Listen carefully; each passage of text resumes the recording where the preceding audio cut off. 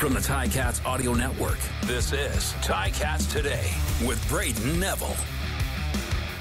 Hello and welcome to Ticats Today on this Wednesday, May the 17th. That's right, it's Hump Day, and Ticats Training Camp continued today at Ron Joyce Stadium at McMaster University. It was a chilly one out there as temperatures hovered around the 7-degree mark for the better part of practice. We got the chance to speak with several members of the Hamilton Tiger Cats following practice, including our daily chat with Coach O. We also spoke to a few of the newest members of the team, Ticats Davis, Casey Sayles, and we also got to speak with a guy entering his 7th training camp with the Ticats. That's Brayden Revenberg. We will get to those in just a bit, but first I want to get to some news around the team. The team has announced they signed American quarterback Taylor Powell. He's coming off a year at Eastern Michigan where he completed 174 of 269 passes for 2,111 yards and 16 touchdowns. He was out there today, actually, at Ticats Training Camp, getting in those reps. A few guys who weren't there were the latest group of released players for the Ticats: Devontae Dean, Kendrick Price Jr., Darvin Kidsey, Neil Powell, Gannon Grider, Motaba Mary, Alvin Ward Jr., Lummy Young IV, R.J. Roundtree. Those guys have all been released. And Josh Heyer, the 8th-round pick to the Cats in this year's draft, he has retired. One of the Ticats' latest additions, Ticats Davis, he joined the team yesterday at training camp and took the time to speak with media about his first day at camp. Ticats, what's it like to be back in the black and yellow? Feels like home. Feels like I'm back where I feel wanted. I mean, unfinished business, so it's only right to be back where I need to be. And then you're back with some old teammates. What's that like? Oh, man, it's a blessing. I mean, a lot of familiar faces. I've been knowing both since college, you know. Me and Simone go way back, so it just felt good. That was Ticats Davis, who returns to the Ticats this season after winning that Grey Cup in Toronto last year. As per usual, Coach O also spoke to myself and other members of the media today with an update about the first week of camp and being back together with the team over the past few days. So 5 days into camp, what are some positives you've seen already? So is it day 5? I know. It is day 5. We took it easier a little bit today. Thought we'd give their legs a little bit of a break. They're working hard. They earned that, and we got to be smart about it. So, yeah, I'm pleased. You know, is it where we want to be? Are we satisfied? Not even close. We're not where we need to be, but we're slowly becoming a team, learning a little bit about our identity, and just trying to not make the same mistakes repeatedly. How important is it just all the guys being together in these dorms just to build that chemistry and for guys to start to gel with maybe new players and new faces? Yeah, from the outside in, I think it's extremely important. You know, I can only base it off of the experiences, you know, as a player and just what it meant and all the laughs and the fun times that have really nothing to do with football. I think all that does matter. At the end of the day, it's about winning. And you say, well, how does that equate to winning? We just won't leave it to chance and worry about those types of questions at all. So anytime you're trying to get almost 100 people on the same page, the only way I know how to do it is to spend time together. Coach, bringing back Scott and bringing back Jeff, your thought process, and then what do they bring to your table? Well, you can only bring back what's available, right? So if they're employed by other employers, then you're not able to. So anytime, I don't believe that you can have enough great people that want to be a part of something. And Scott and I have had a great relationship that's continued on, past our time in 2012. We've always stayed in great contact. Totally understood that could be a long shot that he would show up in the building, but once it looked like it could happen, I jumped on it. And there was going to be no offense taken if it didn't fit for him.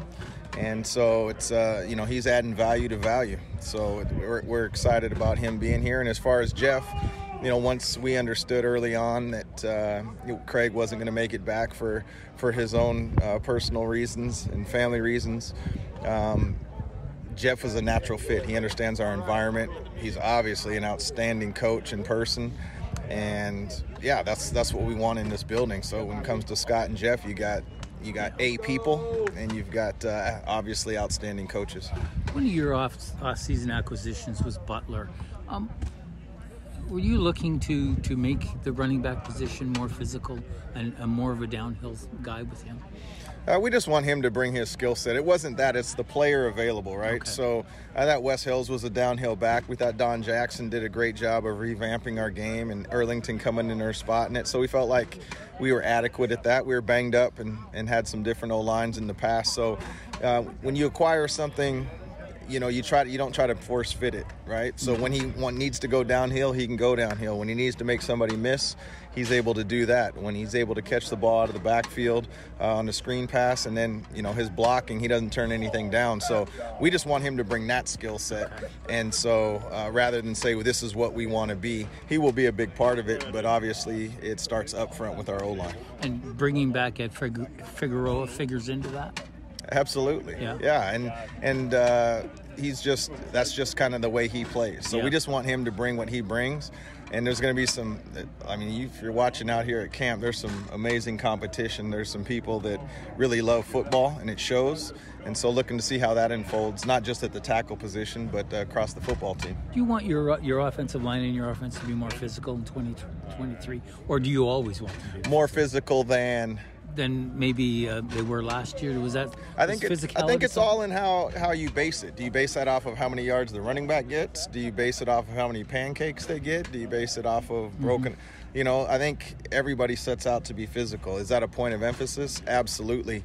I'd like to think that we've been physical in the past, but we always want to be better in that area. This football is played physically, and so if you don't play it that way, it makes it tough. That was Coach O following his daily meeting with media after day 5 of camp. The Ticats, they have a lot of new faces this season, and some guys who have Grey Cups under their belt. And one of those new additions is Casey Sayles, who has played in the Grey Cup in each of his first 2 seasons in the league and won in the 2021 Grey Cup game. And that's one that Ticats fans probably want to forget, so I will not elaborate on that. But he spoke to me about getting acquainted with the city of Hamilton and getting used to a new change of scenery. Casey, your first 5 days at Ticats Training Camp down, how's it been so far? It's been good. Kind of, just getting to know the guys and everything, and obviously kind of knowing some guys when I signed and met them, and just getting to know the coaches, and just kind of lock it down in the playbook right now, and just kind of clicking with everyone, and then I think that. I guess that friendship, sure, if you want to say, is kind of fusing with, at least the D-line right now, right? Guys around you first, and then O-line guys right now, and kind of goes from there, kind of spreads out. Obviously got the big name guys who signed there, and kind of knew other name once they signed. So everything's clicking so far. Really just got to stay in the playbook and kind of just go from there. So, how's it been your first few weeks here, just being in the city of Hamilton, just kind of getting your lay of the land here? It's been good. I think the last time I was here was 2021 Grey Cup, so I kind of know the university campus actually a little bit. So practice here for that. So it's kind of nice knowing kind of where everything is, I guess locker room wise and everything. But it's good so far, and Hamilton's great so far, and it's definitely a city that I'm kind of accustomed to already. So what have you noticed here on the field now with the coaches about this coaching staff and just kind of their philosophies to the game? Yeah, I mean, all of them love the game. All of them love to attack, every single day that we go out and practice. So, it's obviously different coaches, team to team. So getting accustomed to their stuff is, it's been pretty easy so far. Everything's the same type of thing. It's football at the end of the day. It's just different verbiage, and just getting used to the guys around you and the coaches around you, and just going from there. That was one of the newest offseason additions, Casey Sayles.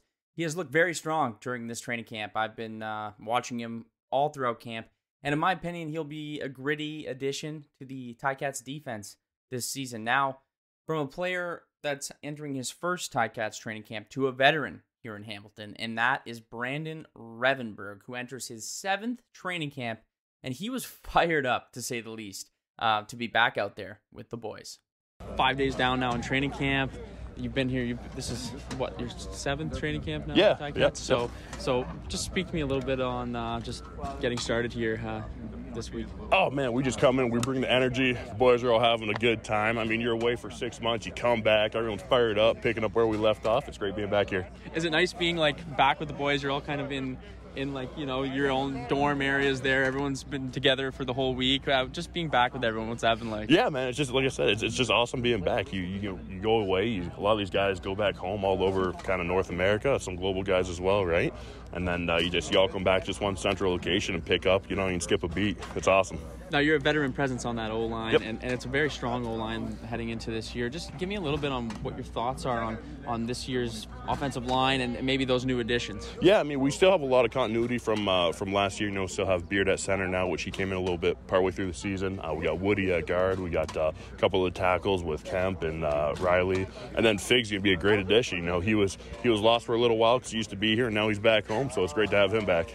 And we also drafted a first-round pick, Yep. Dayton Black. Yep. What have you been kind of teaching him? Have you been showing him anything out there? Yeah, I mean, right now he's in meetings. He's just a sponge. He's asking all the right questions, trying to kind of get up to speed and be the best that he can be right now. So he's a great addition as well. Now, obviously, you're used to this coaching staff. What do you notice about this coaching staff that kind of gets you? I feel like they almost fire up the team. Like you see their energy out there with you on the field. They're coaches all bring the energy. I don't know if that's something that I think they're all being taught that, whatever it is, but everybody's just those coaches are so passionate, so excited to be here. And you could see all that translation into their teachings as well. So it's a great group of guys to have coaching us. Love chatting with Brandon, and you heard it. You can hear the energy in his voice being back after these first 5 days of camp. And it doesn't matter if it's your first training camp or your 7th training camp. It's almost that first week of school mentality. You're back with your friends, and you're just excited to be back and playing football. The Ticats' first preseason game is inching closer and closer as we are now only 3 weeks away from the first game at Tim Hortons Field against the defending Grey Cup champion Toronto Argonauts, and it cannot come soon enough. I know I am absolutely jazzed up to see them play. Tickets are now on sale, so make sure to get your tickets, come to the game, and support the boys as they prepare for the 2023 season. And if you're looking to get those new fits, that's right, those jerseys, those shirts, those hats, whatever it is, coats, check out the Tiger Cats shop and get all your Ticats merchandise for the upcoming season. I want to thank you for listening to this episode of Ticats Today. As always, it's been a pleasure, and we will see you next time. I'm Brayden Neville, and thank you for stopping by.